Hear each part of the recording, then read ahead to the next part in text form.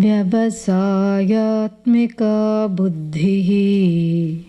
Vyavasayatmika buddhihi. Ekeha kuru nandana. Ekeha kuru nandana. Bahushakha hyanantascha. Bahushakha hyanantascha. Buddhayo vyavasayinam. Buddhayo vyavasayinam. Not vyavasayinam, vyavasayinam. Yeah, long, short. Difficult to hear sometimes, but yeah. So, after extolling the virtues of Karma Yoga, what were one of the virtues? That you could start at any time. And even, there was no muhurta for starting. Muhurta means an auspicious time you take out after seeing the almanac. You don't have to see the Hindu almanac and say, the best time for starting Karma Yoga is on the third day of the waxing moon after Rahu Kala, one bad time period, 1.5 hours, goes away, and then a new time frame comes, and this is the time to start Karma Yoga. What is Karma Yoga? The attitude with which you do karma. That is what Karma Yoga is. So you're going to start Karma Yoga at a particular day after looking at it. So that means you are waiting for a certain time to shift the attitude. And really speaking, that shift is in your hands. Correct? It's not, it's not something that you have to consult the almanac for. There is no bad time to start. And in fact, it is started at only when there are bad times in one's life that one thinks even of Karma Yoga. Correct? Oh, I should do some Karma Yoga. Oh, something is wrong with everything that I am expecting. And so all the things that I am expecting, perhaps I need to look at all my expectations. This is all, thought of when? It is thought of exactly at the time when nothing is going correctly. That's when one turns to thinking, perhaps there is something I'm missing out, right? And so there is no good time or bad time to do Karma Yoga. This was talked about earlier. And it was also said that Karma Yoga is safe because you don't come to grief doing Karma Yoga. What is Karma Yoga? It's doing anything you do with an attitude of surrender. With an attitude of surrender to who? The next door neighbor. No, Ishvara, Bhagavan. So I told you, it is almost an imperative to bring this temporary altar of surrender. And who is this Bhagavan that you're surrendering to? It is you. It's your own self, really. But then why should I surrender to my own self? Well, you don't have to. If you are in sync with the flow of your life, and if that sync of your life is in sync with the cosmic flow, there is no need to surrender to anything. But many times people are not in sync. They are sinking. So, and I don't mean SYNCING. No, SINKING. Yeah. Everyone is sinking because one's own expectations, desires, fears are driving the life one way. And the plan, is something else. The plan is totally something else. And I'm not having the wherewithal to be in this plan. But how do I know what my plan is? Well, if you have a human life, there's only one plan. What is that? M for moksha. Moksha means freedom from this repeated, falling into the sink of samsara. Samsara. And so this is what the goal is. This is what your swadharma is to gain moksha. People come to me all the time and say, especially the Indians, they'll come and say that, I was doing my swadharma. So that's why when you came last into my city, I could not come because I was with my children, I was doing swadharma. The primary swadharma is to Get rid of this ignorance. That is why this human body is given, so that makes this the primary Swadharma.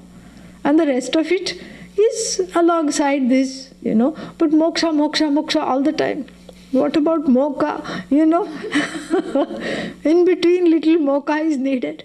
Always moksha, makes me a dull person. Makes me a dull boy. I don't want to, do this moksha, moksha, moksha all the time. For that is why there is this karma yoga. For the one who wants to pepper the pursuit with all other things as well on the side, then what happens? Then you still don't lose sight of the goal. You just take a little more time. You just make yourself a little more ready to see why this is the only Swadharma. Until you see that, you may have other Swadharmas, other things that you ought to do, have to do, must do, should do, but you don't get yourself wrapped into that. You still keep this as the goal, and you do all those things in order to gain the maturity. So this requires this itself, the resolve to do this requires a certain, discrimination, ascertainment, which is here called a particular kind of buddhi. Buddh plus the feminine, suffix tin, buddhi. So this buddhi, this attitude, requires a certain clarity, which that clarity here is called vyavasayatmika buddhi. Look at the verse, vyavasayatmika, buddhi being feminine. Vyavasayatmika is also in the feminine. So vyavasayatmika buddhihi ekaha, eka iha, eka asti. There is only one way you can get this, there's only one form that this clarity is going to look like. And what is this clarity? Clarity of purpose, clarity of end, clarity of means. And so what is my purpose? My purpose is moksha. In the meantime, I also want to become rich and famous. Okay, I put that on a list. I want to have lots of money. I want to have lots of people who say, oh, I saw you in Google and I did this, and I saw you on, all these various Facebook and everything. And the Facebook has to have so many likes, like celebrities crossing 1 million likes. And all these things I have to have. But I also want moksha. And Bhagavan Krishna is going to say that this is not a possibility. This is what is called bahushakhatvam. Bahushakha, shakha means branch. Bahu means many. Yeah, many branches. I have a finger in every pie. This is this is what it is. And even though I'm not going to eat it all, I spoil everything because I'm putting the finger in everything. And this is the whole thing that Bhagavan Krishna says, just be clear what you want. And then when you are clear and decided about what you want, then all the other pursuits will fall in place. If you don't have that clarity and that, and that decisiveness, then what will happen? All the other pursuits will become as real as moksha. And then what will happen? Nothing will happen, that's all. Oh, but nothing has happened all these lifetimes. Yeah, nothing will continue to happen. Meaning what? One goes, one is born, one is gone, one is born, one is gone, one is born, one is gone, gone, born, gone, born, born, gone, born, gone, born, gone, without any purpose. So therefore, have clarity. Vyavasayatmika buddhihi eka. Eka means it is not many branched. Oh, can eka means what? One. But I thought ekaha means one. Why is it eka? Feminine. So it is eka because it is going with buddhi and vyavasayatmika. So eka. There is only one way to get this buddhi, to get this clarity. He Kuru Nandana, vocative. Kurun Nandayati. iti Kurunandana, the delight of the Kuru clan. Not towards the end, when the Mahabharata war started. Half of the Kuru clan could not stand him. But nonetheless, Arjuna is called the delight of the Kuru clan, seen from an objective standpoint. Because he is the only one who is so, who took the name, to great heights and who did his duty in spite of difficulties. So therefore he is called Kurunandana from an objective standpoint, not from the standpoint of Bhishma, Drona at all. Nobody will say that. But from the objective standpoint, he was a great warrior, so he was called Kurunandana. Hey Kurunandana, O delight of the Kuru clan. Interesting, the epithets that Bhagavan Krishna uses for him. Sometimes he is called Partha. Partha means Prithayaha Apatyam, son of Pritha. Who is Pritha? Another name for Kunti. So usually when he is called Partha, Bhagavan is indicating, not all the time, but many times, that you are behaving like a mama's boy.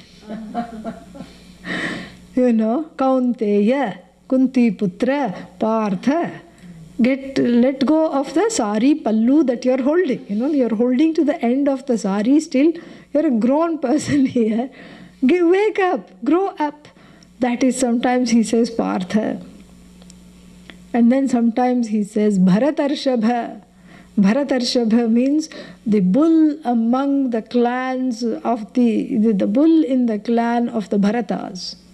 So many Bharatas, there is that is why India is called Bharat, because it has many Bharatas of repute.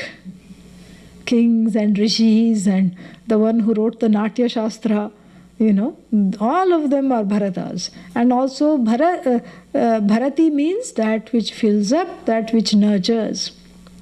So Bharatarshabha, the bull among the Bharatas, meaning you are a valiant person. So he does this when he wants to inject him with confidence.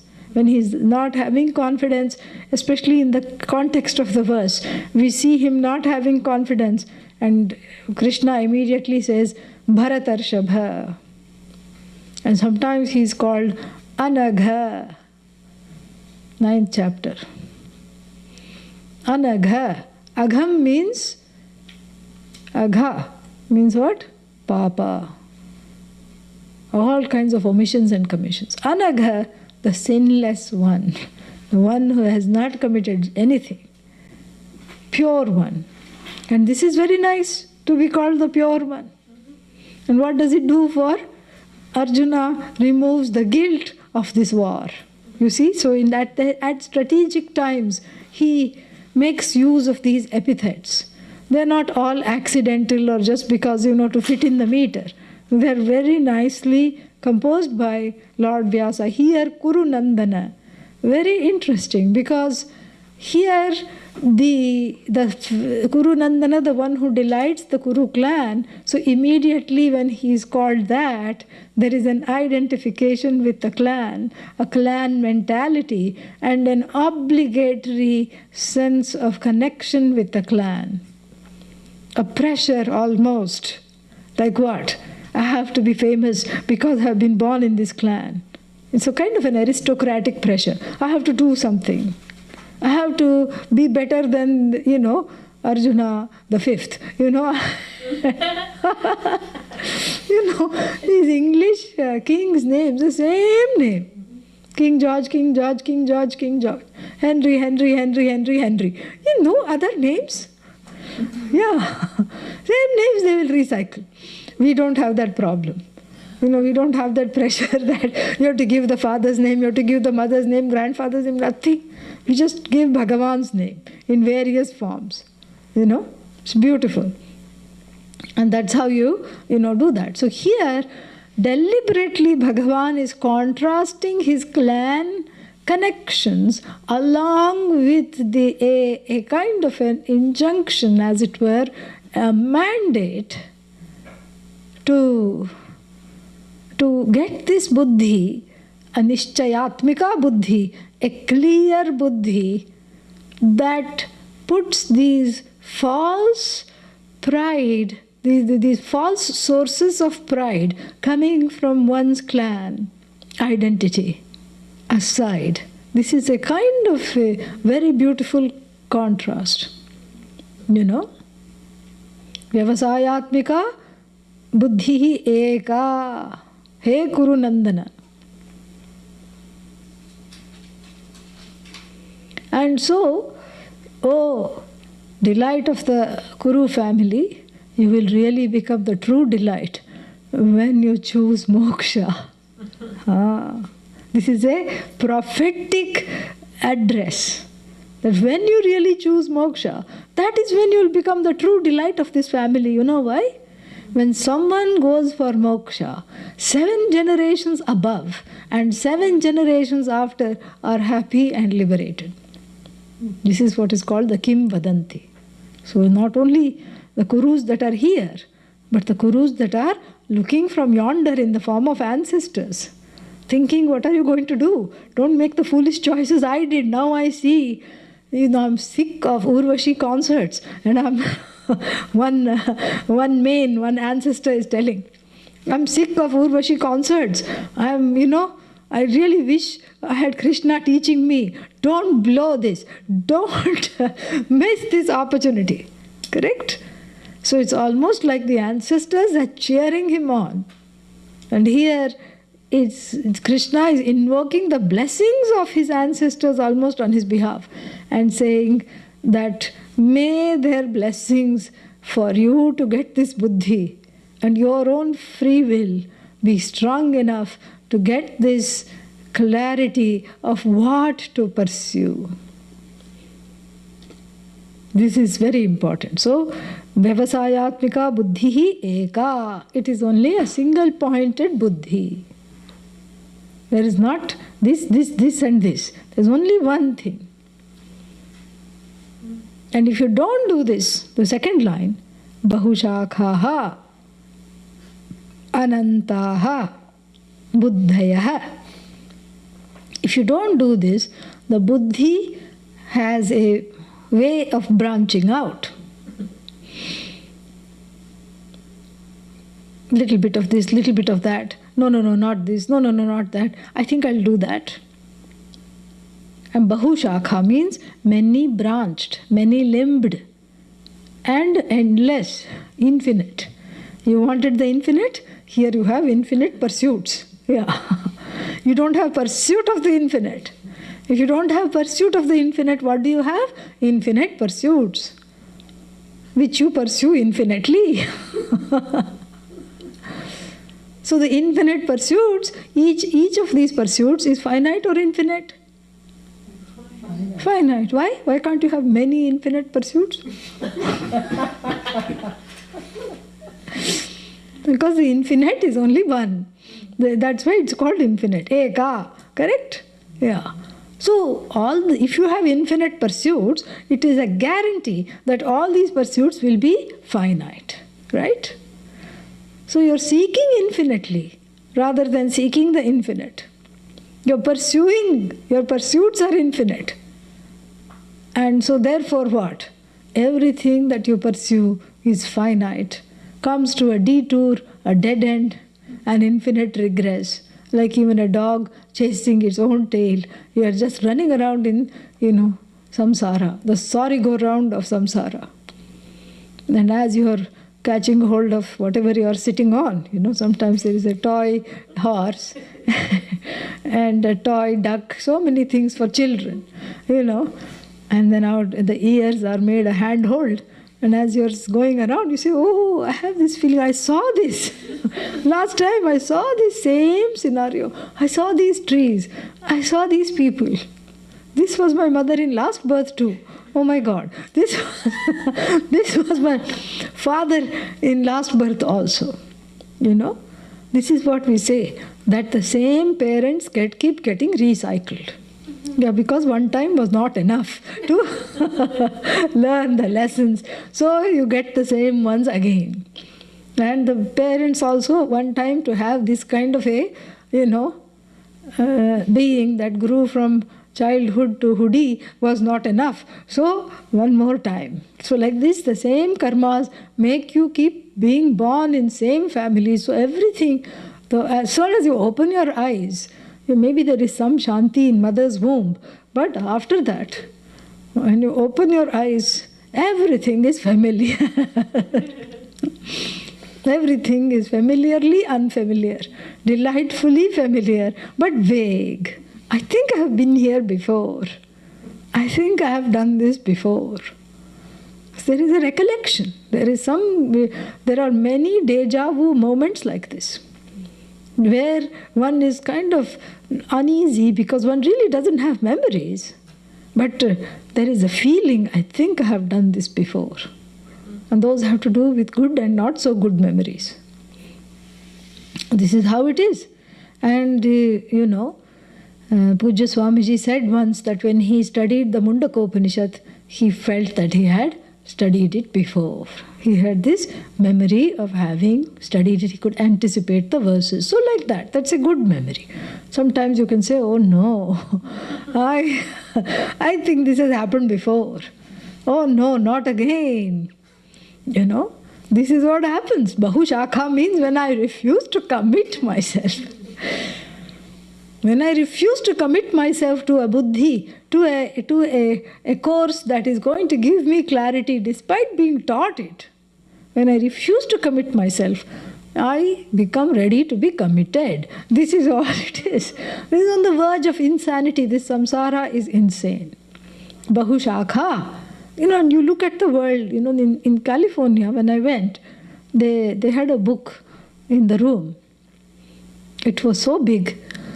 That old telephone books. I thought it was a telephone book. It was not a telephone book. It was a book of spiritual fixes, various paths, of all kinds. And I just looked at it in fascination. So many names. Reiki, one person is doing, another person is Reiki was very mainstream compared to what all was offered. That soul coming back and, channeling, and something called gold therapy, where they make you ingest gold and sit and make you watch that and do something. And some other aura cleansing with an invisible broom, And the aura is all cluttered and you have to cleanse the aura. What is that called? Auric healing. Yes, auric healing. And, so many shakhas. And I'm not putting them down. They may offer something wonderful. Tonal therapy. And so many things were there. I was reading all of them in fascination. But what is sad about each and every one of them is that they think that through this karma they can get moksha. That is what I'm questioning. That is what is not correct, because moksha is not something to go get. It is not manufactured, it already is, and it happens to be you. That freedom from samsara, that freedom from affliction of various things that one is in search of is already achieved, is an accomplished fact. If there is anything standing in the way of seeing that, then you can go and by all means get the whole body all away just on the head, cleansed. Go get it cleansed if it's going to help you to concentrate better, if it's going to help you have vyavasayatmika buddhi, it's going to help you have clarity, go for it. I'm not, putting therapy down. I'm putting the claims of the therapy that this is going to give you freedom from samsara. That is what I'm questioning. That is what that is what Adi Shankara here is questioning. That is what the Bhagavad Gita, Lord Krishna is questioning here.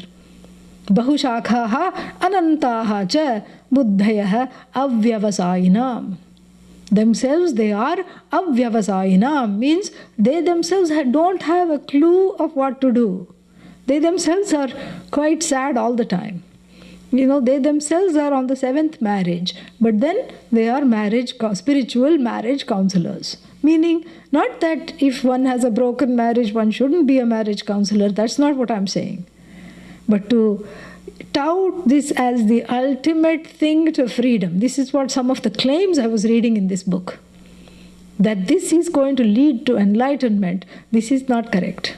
This is incorrect. Because enlightenment is not an event that happens to the self. Listen carefully. Enlightenment cannot be an event that happens to the self and changes the self, because the self is changeless.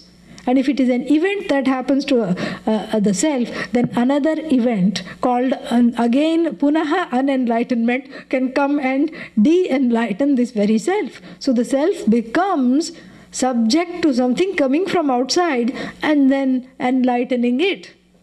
That means this enlightenment was not already me.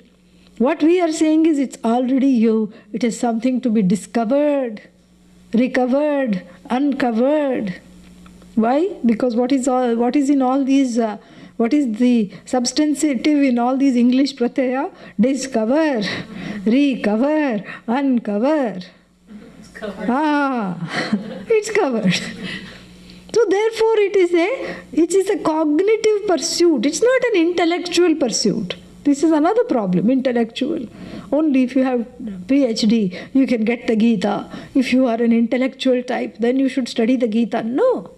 It's a cognitive pursuit, just like every other activity in your life.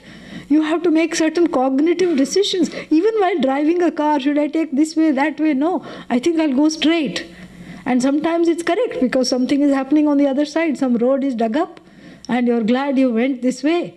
So you have to make these cognitive decisions. You can't shy away from thinking. Here we are just teaching to think correctly. This is what this thinking correctly is a precursor to assimilating this knowledge of the Bhagavad Gita, and the thinking correctly is called Vyavasayatmika Buddhi, where I have clarity of purpose. If moksha is my purpose, if this uncovering, recovering, discovering this freedom is my purpose, then what should my life look like? What should all the parts of my life look like?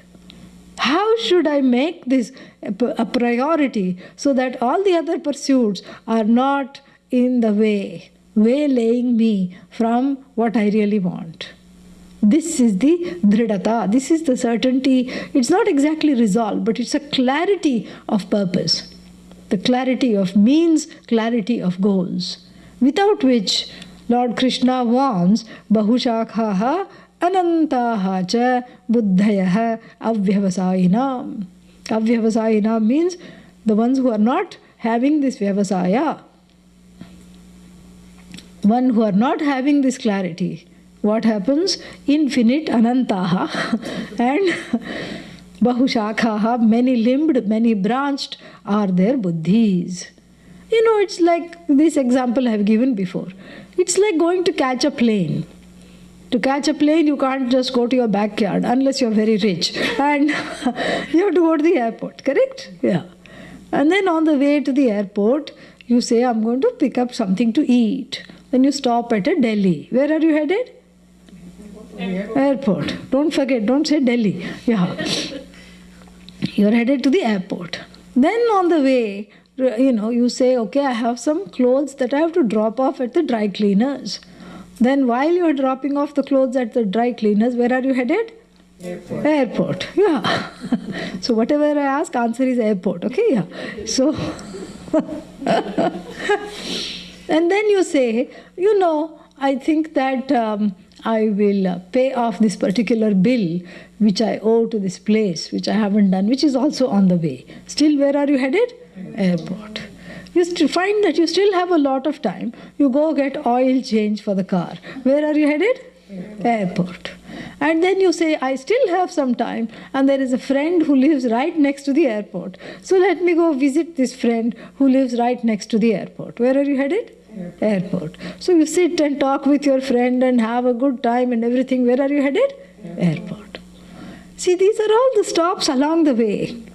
Just because you made the stop at the Delhi and the cleaners and the bill pay place and the auto mechanic and the friend's house doesn't mean that you lost sight of your goal, your destination, which is to take off. Yeah, that's why airport. So, which is to take off from samsara. This is what the whole the destination hasn't changed.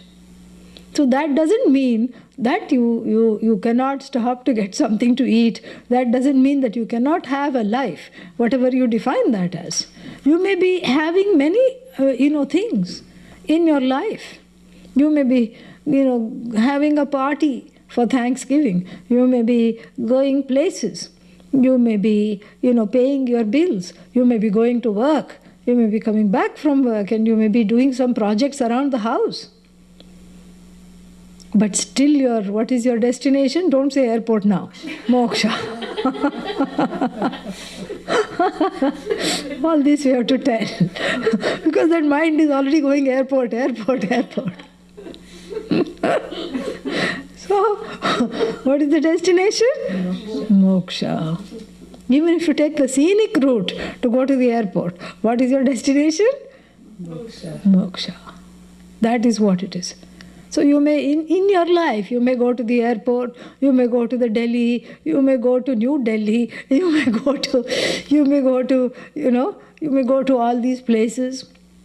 But still all the time your commitment is to moksha. Vyavasayatmika means commitment. Without this commitment, one is fit to be committed. Because one goes insane. This is what is the whole thing here, and it's a very important verse, oft quoted. We'll see the Bhashya, and I'm excited that we have time for the verses that are to come, because those are also a lot of fun. Vyavasayatmika nishchaya svabhava eka eva buddhihi itara viparita buddhi shakha bhedasya badhika samyak pramana janitatvat iha shreyo marge he Kuru Nandana. O delight of the Kuru family, Kuru clan, iha means here with reference to moksha. Adi Shankara says, Vyavasnishchaya swabhava, a committed buddhi, a commitment as the basis of the clarity. A commitment which is based on clarity of purpose. That commitment is important, he says. Nishchaya svabhava eka eva. You cannot say, I want little bit of shreyas. What's the other thing? Little bit of prayers. Little bit of moksha. Everyone should have. A taste, moksha. Wonderful. That's enough. More than that you don't need. This is what householders in India tell. Too much moksha is not good. What is this too much moksha? Little bit of moksha, little bit of samsara, little bit of this, little bit of that. I want to be a well-rounded, balanced person. It's just like you cannot say, I'm a little bit pregnant. Nobody can say that. I'm 70% pregnant. 30% I'm not pregnant. You cannot say that. This is what is the problem. This is moksha is impartite. It is you. And in fact, whatever you want is really this alone that you want. This is something else. You have to understand. Even if you say, I don't want moksha, I want something else, that something else is really moksha alone. Because really, you ask someone, why are they going rock climbing? Why? To get to the adrenaline's rush. Yeah, thank you. Rush.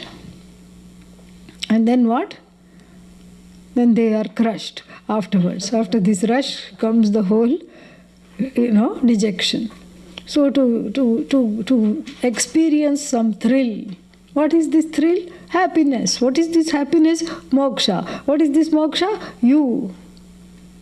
No, I just want to go to the library and keep writing books and reading books. What do you get out of that? Some peace and calm. What is that? Shanti. What is that Shanti? You. What is that moksha? Is described as Shanti at the end of this very chapter. That is what you want. No, I just like to be around my family and my children and my dog and animals. Why? Because that's what makes me happy. So it's not that you want the dog or the family. What is it that you want? I want to be happy. Really speaking, everybody is hardwired for moksha. But you become Bahushakha when it is not recognized. That is what Adi Shankara is also telling here. That this recognition has to take place, that recognition that what I want is not the pursuit itself, but what I hope it can give me. That is what is talked about here. What I hope it can give me is what I already have. So there is no striving needed. But yet I don't know. Yes, some uncovering is needed. The avarna, which is the cover, has to go. This is what the whole thing is. And so therefore, the priority is very clear here. If the priority is moksha, what will my life look like? This is an essay everyone can write. Yeah. When my priority is really moksha, what is my life going to look like? And if my priority is already mokshified, then what is it looking like? What changes have I made? This is what everybody can just write a few lines and think about what this is all about. And so Adi Shankara says that this is what is needed, because he says that this buddhi is a badhika. Badhika means negator, like alligator. This buddhi is the alligator for what? That swallows up all the other doubts and desperate attempts to become happy through action. Desperate attempts to distract oneself from the pain and sorrow caused by self-judgment, self-critique, and self-non-acceptance. Desperate attempts to run away from oneself. All these things, this buddhi is the gator that swallows up, that negates. It is a negator of all other things. In that sense, this buddhi is a protective coating that helps me in this karma yoga. As a karma yogi, this buddhi helps me to ward off doubts that I am doing the wrong thing. Very beautiful. So badhika means negator. This buddhi negates what? Itara viparita buddhi shakha bhedasya badhika. Itara, other, viparita, opposite buddhayah. Which is what? They are differentiated by being branched out into various branches. Opposite buddhis. What is opposite to moksha? Samsara. So this buddhi, this moksha buddhi, this moksha clarity of purpose, moksha commitment protects me from samsara. And later he is going to tell in this very thing that samsara uparamate, samsara resolves as a result of this buddhi for this person. Very beautiful. So then further he says, how is this buddhi cultivated? Samyak pramana janitatvat. Because it is a product, it is the gift of the right type of thinking. Pramana here means thinking. The clarity of what to pursue comes from the teaching, no doubt, but also comes from one's own mentation, using anumana, using pratyaksha, using upamana. Pratyaksha means direct perception. Directly I perceive that if I follow this path, I am going to end in a ditch called samsara. So I don't do that. Anumana. Well,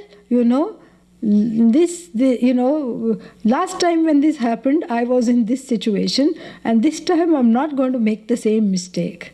You see, you infer from previous and other examples. This thing did not work out for this one, and I am like this person, so why would it work out for me? I'm not going to go down this path.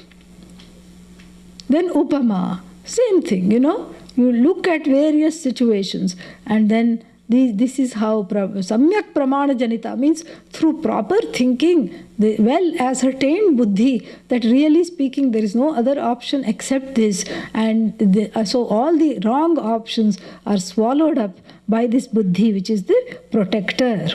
Ya punaha itaraha buddhayah yasam shakha bheda prachara vashad anantah aparah anuparatah samsaro nitya pratato vistirno bhavati pramana janita viveka buddhi निमित्तवशात् च उपरतासु अनन्तभेदबुद्धिषु संसारः अपि उपरमते. Then he says, ya punaha. This again he says, punaha. Itara buddhayah. These other buddhis. What happens, the other buddhis, shakha bheda prachar vashat, because of the endless afflictions, afflictions of what? Samsara. Because of these buddhis, this type of thinking, being identified with various afflictions, they are infinitely distributed, infinitely disturbed, infinitely spread out, vistirnaha. And what? As a result of it, anuparata samsaraha.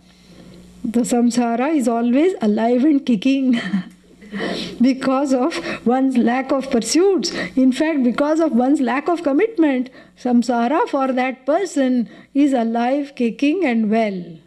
Samsara proliferates the more I make myself available to various buddhis.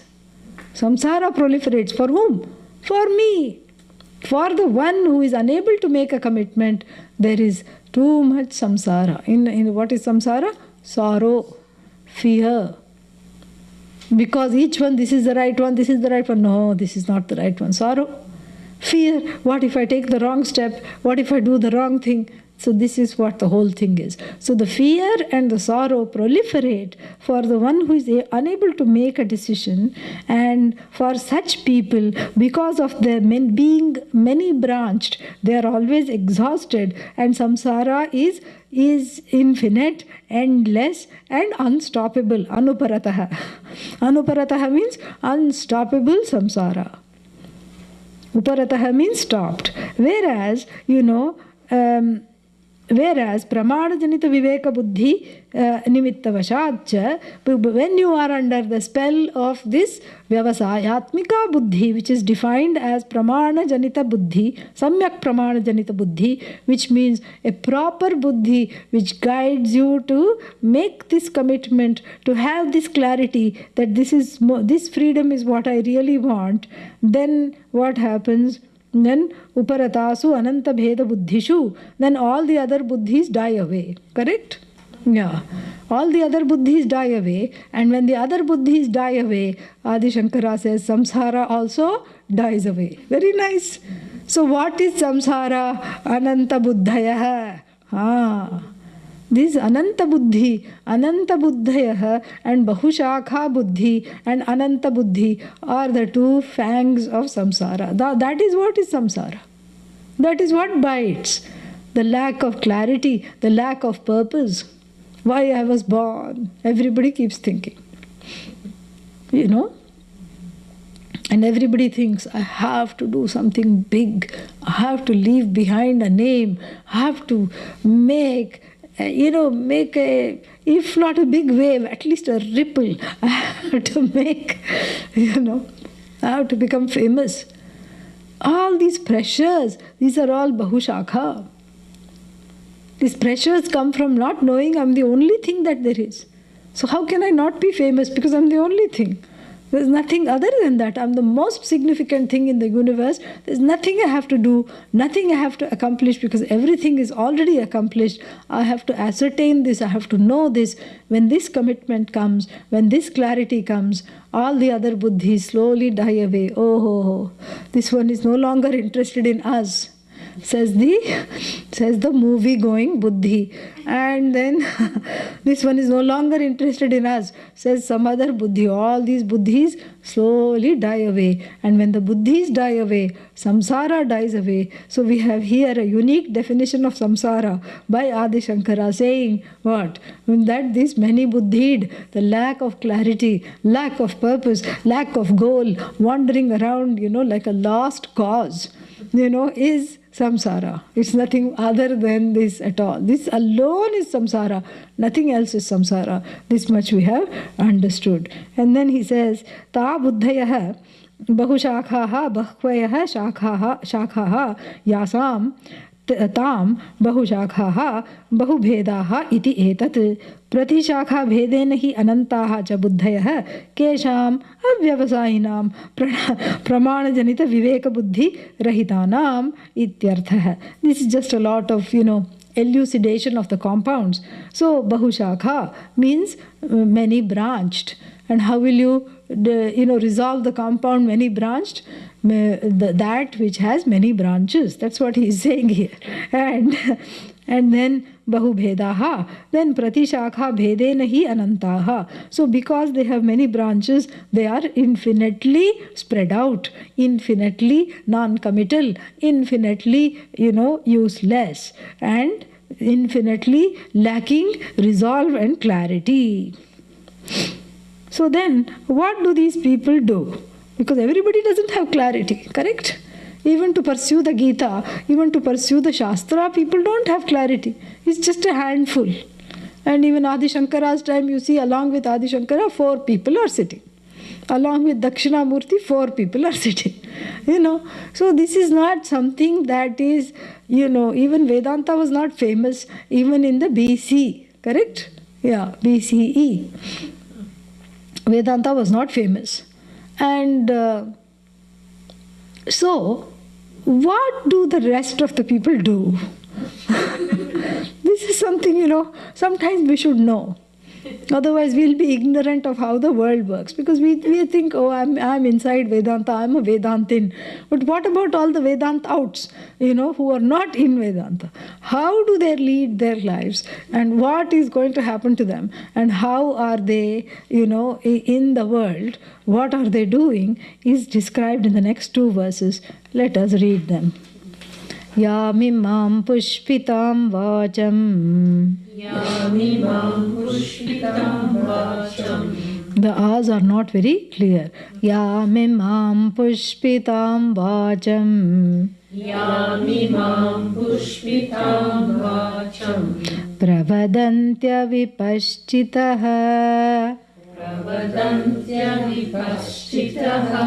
Vedavadaratav partha. Vedavadaratav partha. Nanyadastiti vadinaha. Nanyadastiti vadinaha. Kamatmanasvargaparaha. Kamatmanasvargaparaha. Kamatmanasvargaparaha. Kamatmanasvargaparaha. Janma karma phalapradam. Janma karma phalapradam. Janma karma phalapradam. Janma karma phalapradam. Kriya vishesha bahulam. Kriya vishesha bahulam. Bhogeshwarya gatim prati. Bhogeshwarya gatim prati.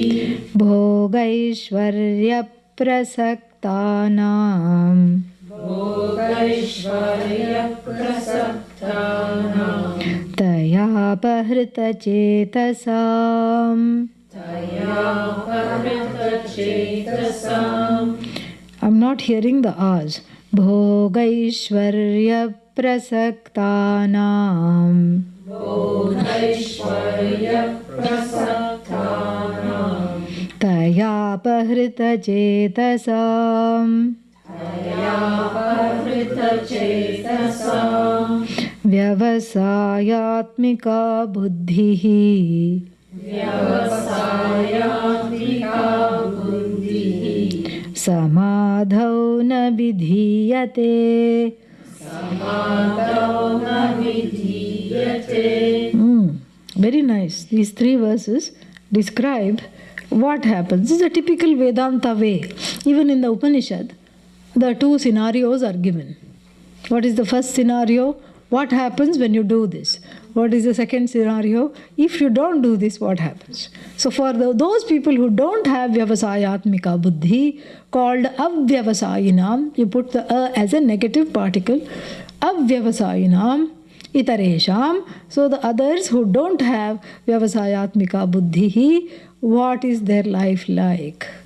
And they are not, wallflowers, meaning they are not just going somewhere and, becoming part of the decor, interior decor, like a lamppost or a curtain. These are not the kinds of people who are standing quietly.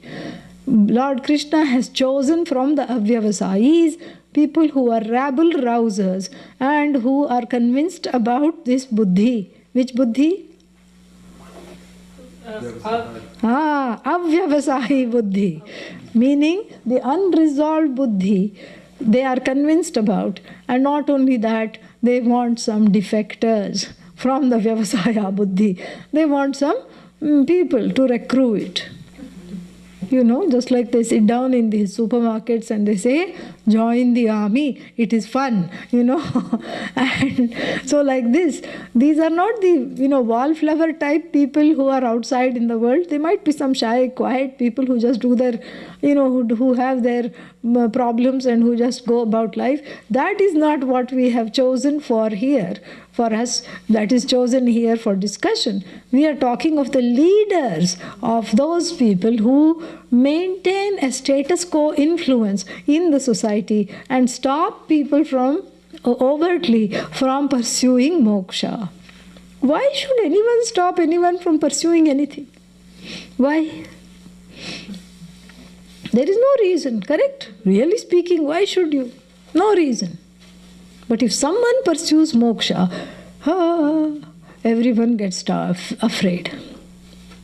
So when a sannyasi comes and let's say the neighbor's son becomes a sannyasi, it's wonderful. Everybody will go wash his feet, give him fruits, flowers, and our son, our neighborhood person has taken sannyasa, how wonderful. If their own son or daughter becomes a sannyasi, huge thing is raised. This is not something that is, welcomed. Not that moksha and sannyasa are one, but still, sannyasa means the pursuit of moksha completely. But still, this is something which people are afraid of because there is no value for it. There was no value for it. The value for it has receded even more now with the advance of Kali Yuga. And so therefore, the value is not there. And not only that, they are not willing to see the value in this pursuit. That's why, there may be milder versions in the West. Like if, some persons are coming, you try telling your friends, what are you doing in class? And nobody will understand. They'll say, why? How many classes you have a week? Why? What are you doing? What's going to happen? Moksha, come on, no one will get moksha. They'll say that also. It's just a textbook thing. Nobody really gets moksha. And then, okay, you get moksha. What are you going to do? Is that going to help you get a job? No. Can you put it on your CV? I have moksha? No. Nobody will care.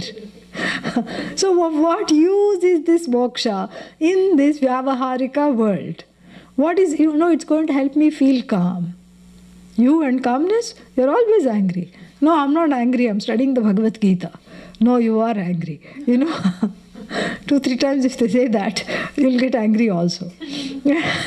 So, thereby proving the point that this is a useless pursuit. This is the problem. That this pursuit is seen useless. A little bit of moksha, okay.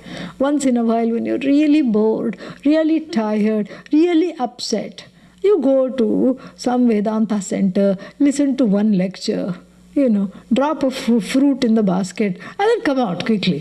Don't go back. This is not a pursuit. No, but what about for the sannyasis? They were crazy. They were all, this is what I heard as a child. They are all psychological cases who could not live in the family. That's why they ran away. That's why they ran away. This is what was the neighborhood talk. Other than the Shankaracharyas, they are amazing. But this is what the society's view is. They are wonderful.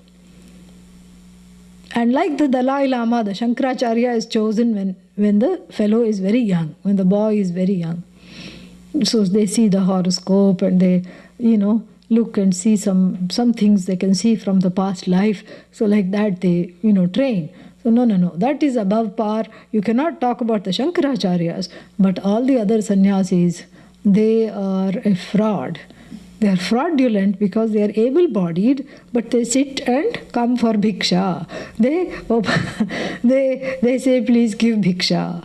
So why are they doing this? Why can't they just contribute to the society? Meaning that the people who are into moksha are not contributing to the society. This is one myth. Correct? That's why these verses are there. Because these are prevalent thoughts which are there even today in India. Maybe not so much here. Even here, there may be. That you're not contributing. That you're not contributing enough. That you are not doing anything productive to earn your keep. That you burden on someone else.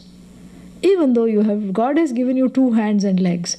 And shouldn't you be able to take care of yourself? And this is the whole idea.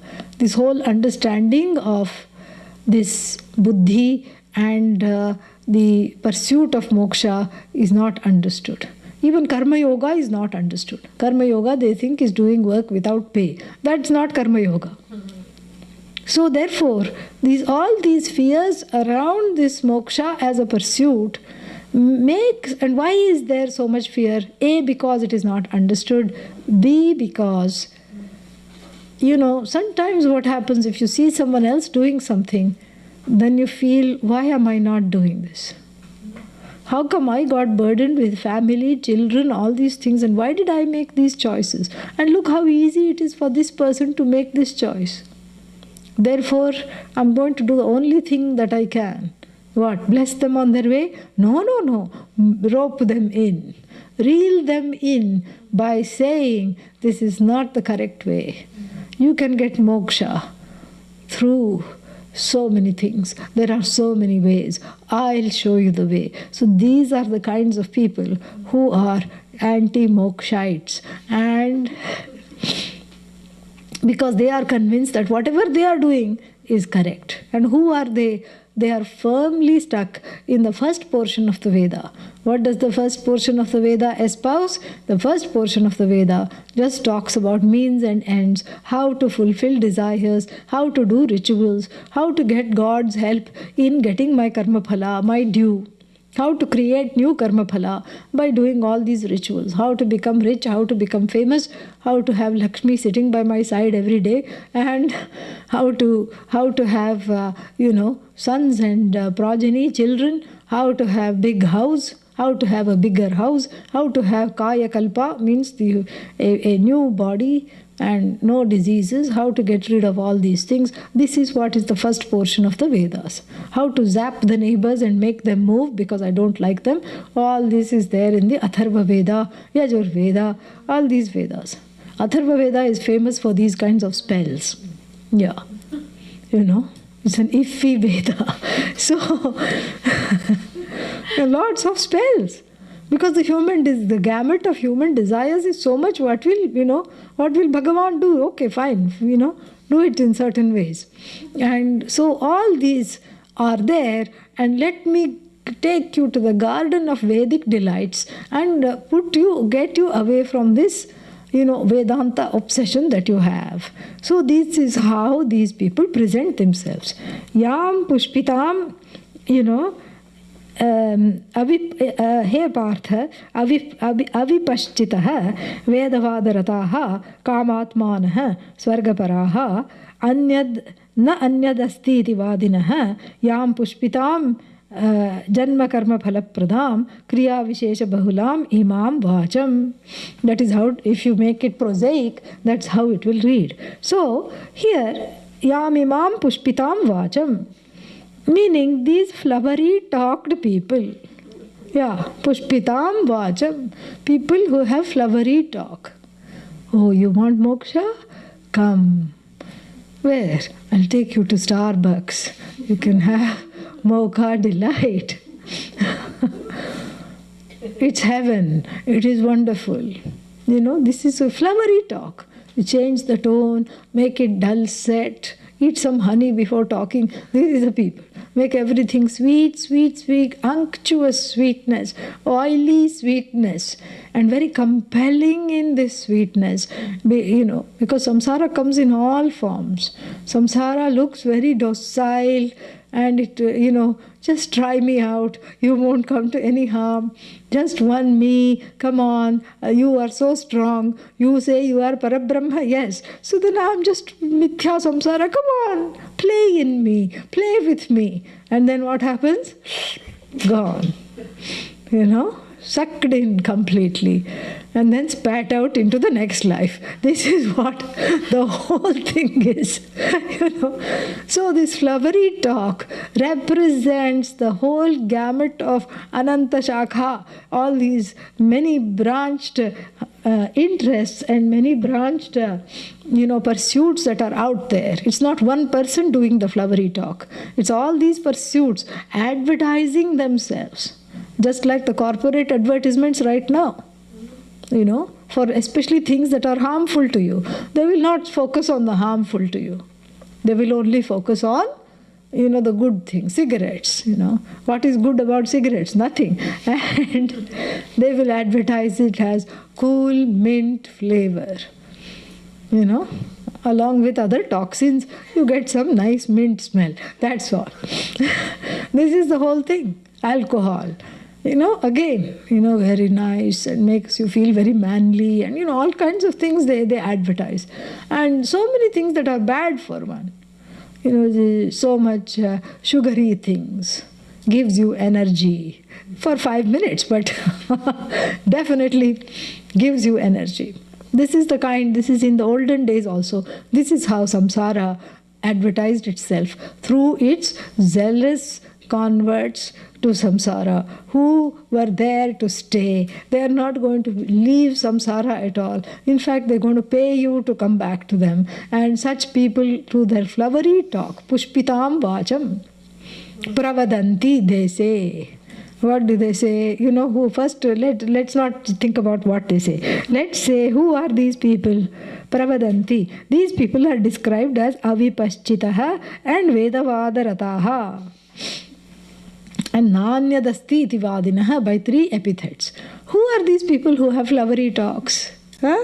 Vedavadarataha. They are stuck they are the proponents of the first portion of the Veda, which signifies, what is that? Delights and desire fulfillment. So forget the Veda. Vedavada rataha means those who are committed to desire fulfillment. They keep having goals, they keep having potlucks, they keep meeting the same people, they keep having the same problems. And there's nothing else in life. Sometimes they have potluck, sometimes they have pity party. That's what it is. The dessert of distress and the soup of samsara they bring, and various dishes, side dishes of despair, and everybody sits and commiserates. So this is all in flowery talk. Sometimes in the cartoons you see, when the blurb in front of a character, along with that few flowers they will sprinkle, meaning extra sweet and flowery. So these are people who are stuck in just their own infinite desires and how to fulfill them.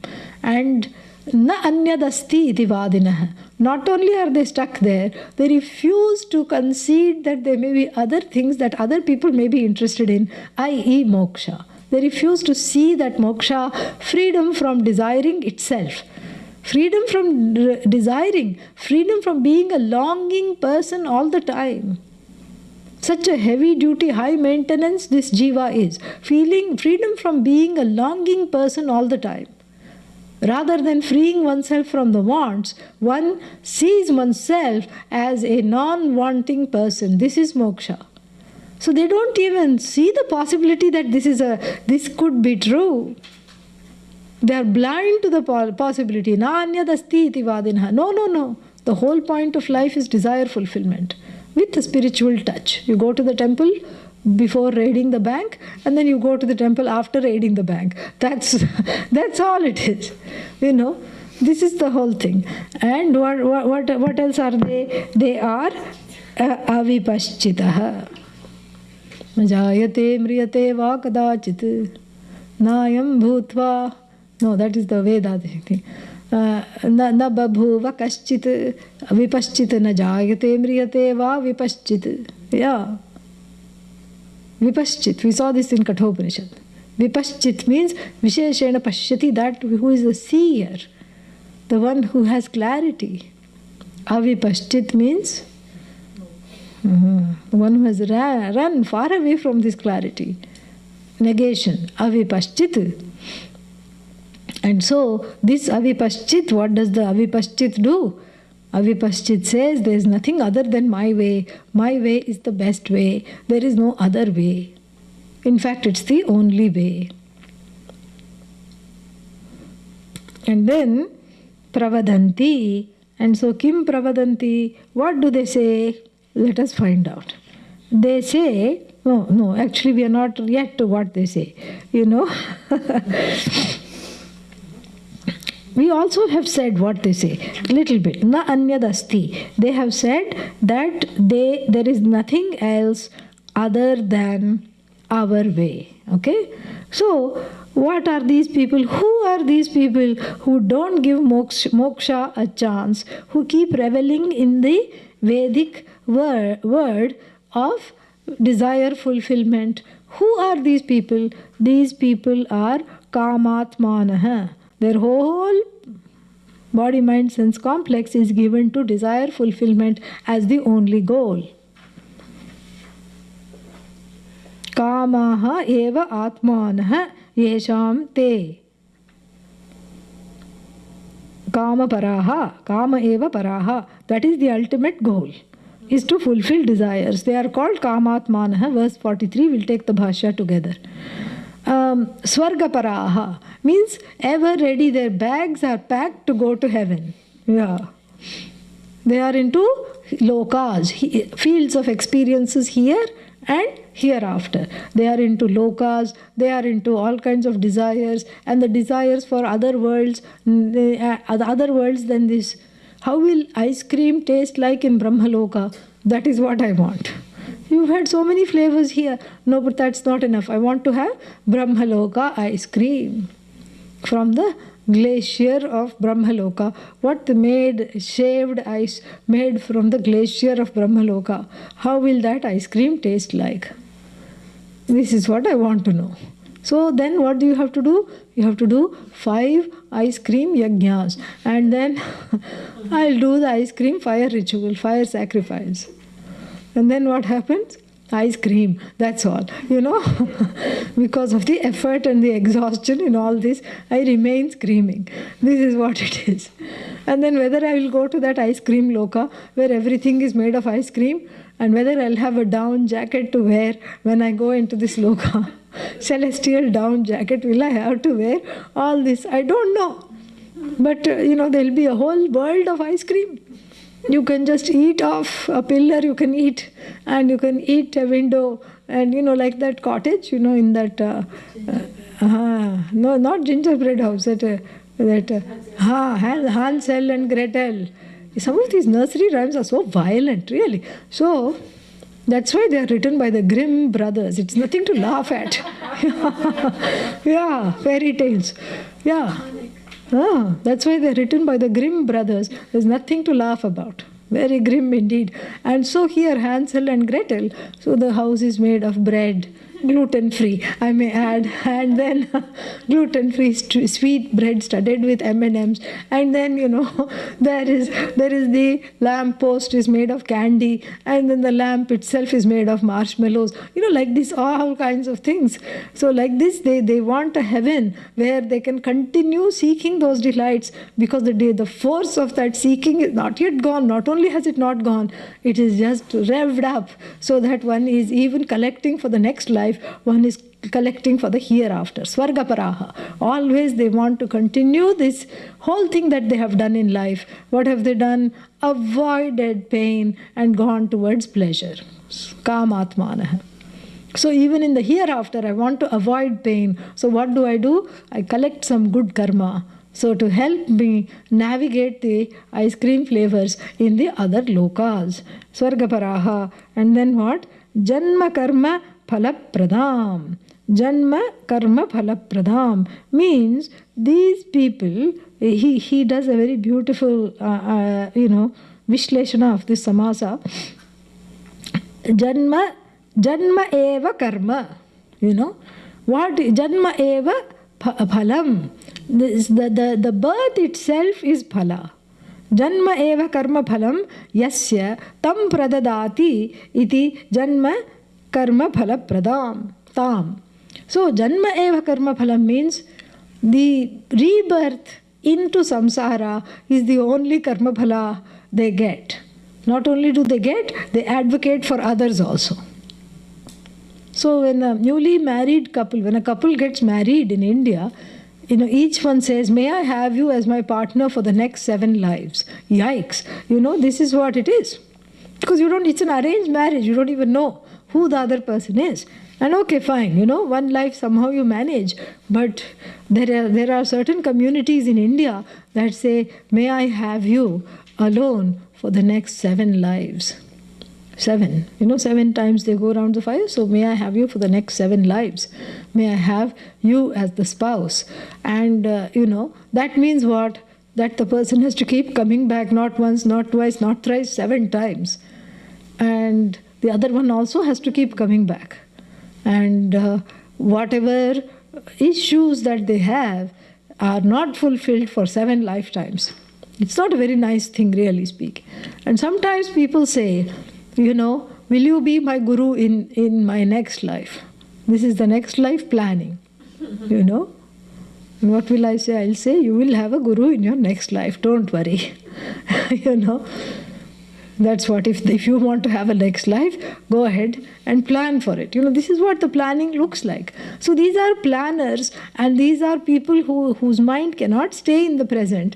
And what do? They bestow for themselves and others the gift of repeated rebirth. Janma karma phala pradam.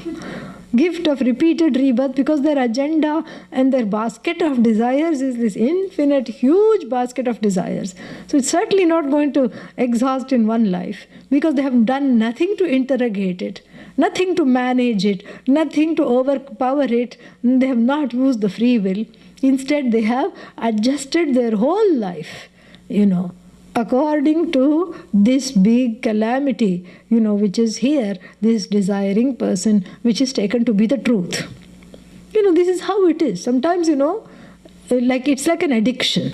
When someone has an addiction, they adjust their whole life to feed the addiction.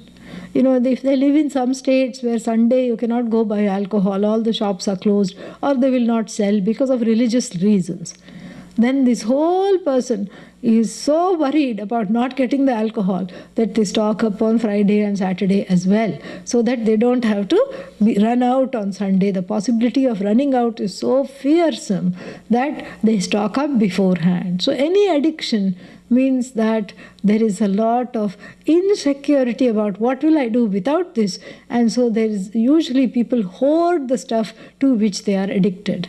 You'll find this as a rule.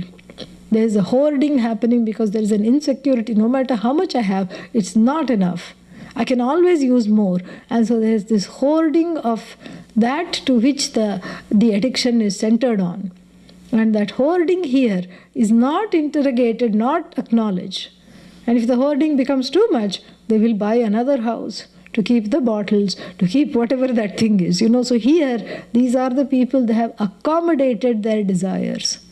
And if you accommodate, not the desires, accommodated the truth, the falsehood as true, what? The falsehood of them being a desiring person, they have accommodated it, internalized it as the truth. So therefore, from which there is no more, then there's no more interrogation, there is no more viveka, forget vairagya. So they keep on making room for more desires and more disasters. And therefore, this is a very disastrous road. So what is that? Kriya Vishesha Bahulam.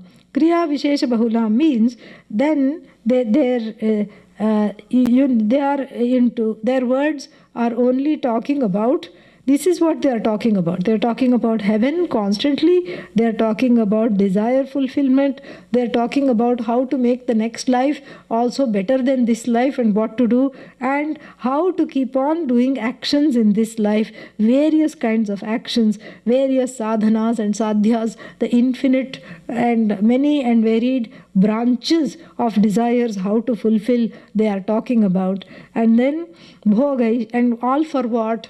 Prati, towards bhoga and aishwarya. Overlordship and enjoyment. That is the two goals in such people's lives. This is what they are about. They are about bhoga, not yoga. Bhoga. What is bhoga? Conspicuous consumption. Bhoga. From bhuj to consume. And bhoga. And then aishwarya. Aishwarya, not the film actress. Here Aishwarya means the what's its name? Ishwarasya bhava. Overlordship. I want to be like Ishvara in my own life. Aishwarya. I want to have a few people to scream at, a few people to take orders, and a few people to manipulate, and then my life is wonderful. Aishwarya is status that affords that ability to control one's environment and control people, and I should feel like I'm running 5-6 corporations. Without me, all these people would be out of work. That kind of a feeling. Aishwarya. That is all they want. Their whole life is prati, directed towards. Prati means directed towards bhoga and aishwarya. Through desire fulfillment and through addiction to being a wanting person, and in order to feed that addictions, all the things that make them secure, they surround themselves with more and more. So they are into acquisition, they are into hoarding, they are into planning for the afterlife, Swargaparaha, and they are into planning for the next life as well. Such miserable people they are, and where moksha does not even shine as a remote possibility. This is who these people are. Let us read the Bhashya for the first one. Yam imam vakshamanam pushpitam pushpita vrikshaha iva shobhamanam shruyamana ramaniyam vajam vakyalakshanam pravadanti. So yam imam means these people whose talk, Adi Shankara says, is like a flowering tree. Like in the spring, you see only flowers. Just like that, this person is all talk. Yeah, a moving tree with flowers coming out of the mouth. This is what this person is like in the spring, So this is the person. And then what? Vakshamanam pushpitam, that which the people we are going to talk about are like this. And then pravadanti, and then shruyamana ramaniyam, pleasing to hear. Ramaniyam means very, very handsome speech, very pleasing to hear. Who are these people? Avipaschitaha. Avipaschitaha means alpamedhasaha, those of shrunken brains. Yeah, the brain tissue has shrunk. Yes, they were born all right, but something happened in the course of making wrong choices. So the brain tissue is what? That is geared towards making the correct choices. There is some impairment. In the cognitive, there is a impairment, not really, figurative impairment of making the correct choice. The impairment is not by any brain problem, but through the force of the desires. The desires have clogged the brain so that one is not seeing anything other than the desires. So alpamedhasaha, those of shrunken brains. And then who go along with other people's thinking, who have been brainwashed by their people. Avivekinaha ityarthaha. So those who don't have viveka. Vedavada rataha, he explains as bahvarthavada phala sadhana prakasheshu vedavakyeshu rataha. So they are only committed towards that enlighten various means and ends, and and they praise the stories of how various people got their desires fulfilled, and that's all they want also. He Partha, na anyat swarga prapti adi phala sadhanebhyah karmabhyah asti. There is nothing other than heaven, there is nothing other than lokas, there is nothing other than the next birth. Iti vadinaha vadanashilaha. So that is they are very adept talkers, and they convince other people also. This is what life is about. Life is about reveling in the Vedic words. There is no need to postpone your happiness. There is no need to commit to yoga, because your buddhi is no need for that. Your buddhi should be used for, for the sake of fulfilling desires. So even in the Mundaka we saw such people. Remember? Ishtapurtam manyamana varishtam na anyadasti iti, vadanti pramudhaha. They were called pramudhaha. And what happened to them? Nakasya prishte sukrute anubhutva imam lokam hinataram va prishta, va vishanti. So they go to the edges of heaven, enjoy some heavenly delights, and then come back to this or a nether world repeatedly. Then further, कामात्मानः कामस्वभावाः कामपराः इत्यर्थः स्वर्गपराः स्वर्गः परः पुरुषार्थः येषां ते स्वर्गपराः स्वर्गप्रधानाः जन्मकर्मफलप्रदां कर्मणः फलं कर्मफलं जन्म एव कर्मफलं जन्मकर्मफलं तत्प्रददाति इति जन्मकर्मफलप्रदां तां वाचं प्रवदन्ति इति अनुषज्यते. क्रिया विशेष बहुलां क्रियाणां विशेषाः क्रियाविशेषाः ते बहुलां यस्यां वाची तां स्वर्गपशुपुत्रादि अर्थाः यया वाचा बाहुल्येन प्रकाश्यन्ते. भोगैश्वर्य गतिं प्रति भोगञ्च ऐश्वर्यं भोगैश्वर्ये तयोः गतिः प्राप्तिः भोगैश्वर्य गतिः तां प्रति साधनभूताः ये क्रियाविशेषाः तद्बहुलां तां वाचं प्रवदन्तो मूढाः संसारे परिवर्तन्ते इति अभिप्रायः. So the intended meaning of this verse we have seen, he is just elucidating all the compounds here. So he says that basically their whole life is given to Bhoga and Aishwarya. That is their main sadhana. How to have Bhoga, how to have Aishwarya. That is what all their means are geared towards. And these are moodhas, and they come back to samsara when repeatedly, again and again, they come back to samsara. Then the last one in this trilogy, Bhogaishwarya prasaktanam. Bhogaishwarye prasaktaha. So meaning those who are prasakta means addicted to Bhoga and Aishwarya. Not only addicted to, Taya apahrita chetasam. Those whose hearts, whose minds have been hijacked by the pursuits of Bhoga and Aishwarya, of status and, consumables. Yeah. So those whose hearts and minds have been hijacked by this, apahrita means hijacked. And then vyavasayatmika buddhihi. This buddhi, this kind of a discerning buddhi, samadhau na vidhiyate. So this buddhi is, na samadhiyate. Means it does not come to a resolve. There is no resolution in this buddhi. There is no shanti in this buddhi. So there is this buddhi will be a restless buddhi, running from place to place, life after life, and getting to be very miserable as a result. This is a misery, generating buddhi. So, Bhoga Aishwarya Prasaktanam, for those who are given to Bhoga and Aishwarya, and those whose minds and hearts have been hijacked by these pursuits, Vyavasayatmika Buddhi, this kind of a buddhi of resolve, commitment, and this buddhi of clarity towards what to pursue, Samadhau na vidhiyate, does not stay in the Antahkarana. In the Antahkarana, there is no resolve. In other words, this buddhi is not born in such people. There is a resolution is not born. Is unable to be born because the Antahkarana is not fit for hosting such a buddhi. We will see the bhashya of this also.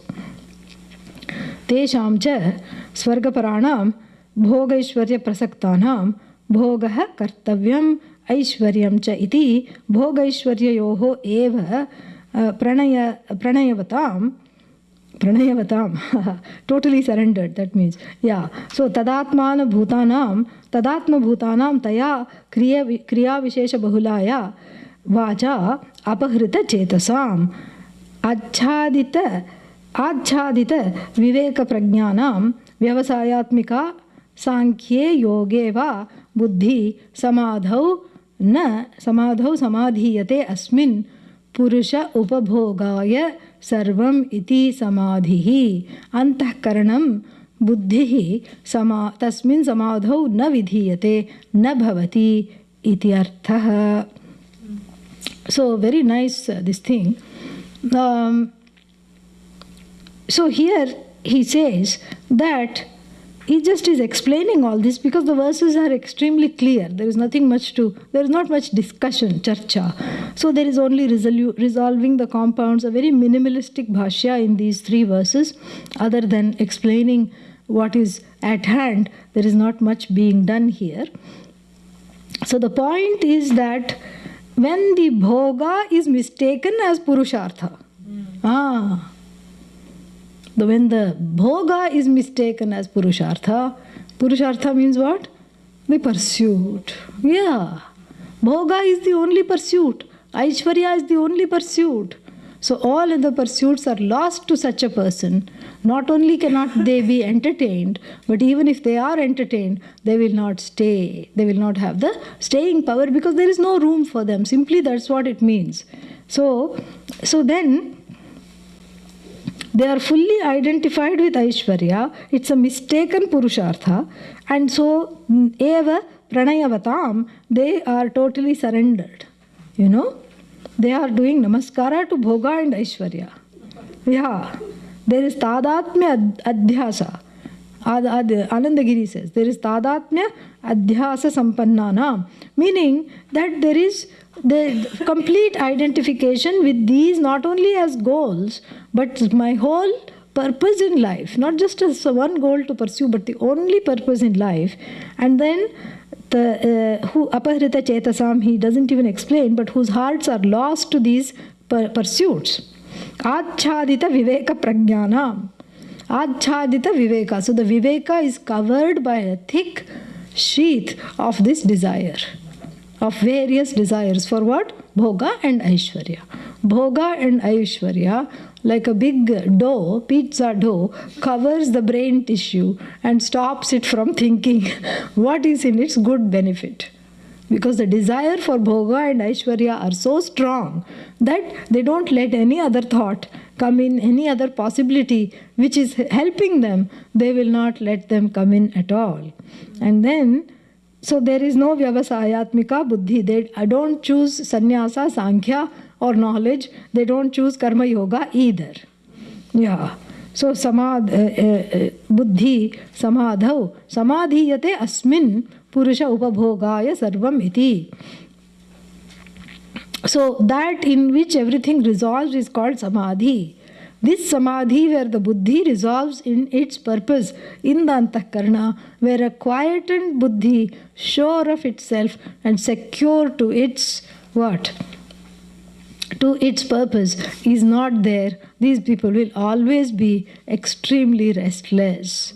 This is the whole understanding. So what to do as a result? That we'll see next time.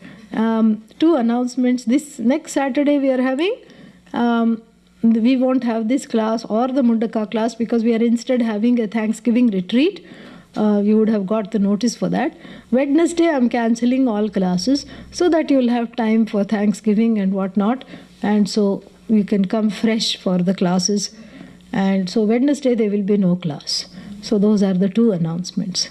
Om Purnamadav Purnamidam Purnat Purnamudachyate Purnasya Purnamadaya Om Shanti Shanti Shanti Harihi Om Shri Gurubhyo Namaha Harihi Om. Any questions?